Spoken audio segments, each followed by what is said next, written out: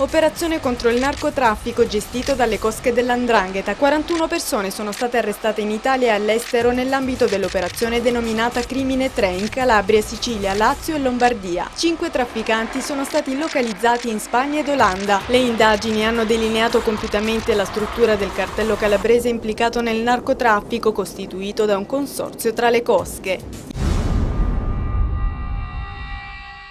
Il latitante Cosimo Alvaro, 47 anni, ricercato dall'inizio del 2011, è stato arrestato oggi dalla polizia a Rizziconi. Alvaro era ricercato da oltre un anno con l'accusa di estorsione e di intestazione fittizia di beni aggravati dalle modalità mafiose. Cosimo è figlio di Domenico Alvaro, capostorico dell'omonimo clan dell''Ndrangheta di Sinopoli. Insieme al latitante c'era un'altra persona arrestata per favoreggiamento.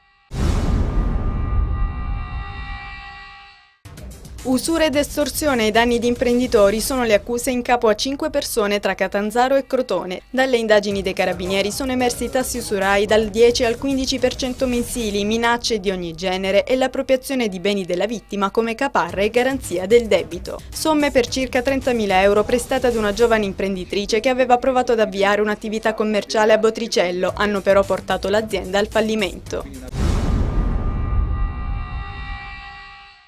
Questa mattina nella sala conferenze di Confindustria Cosenza è stato presentato il programma della 7ª edizione del Festival Euromediterraneo, in realtà 24ª edizione del Festival di Altomonte che quest'anno si svolgerà dal 24 luglio al 25 settembre. La kermesse di caratura nazionale porta in Calabria nei mesi estivi, nel suggestivo borgo di Altomonte, il meglio del panorama artistico italiano.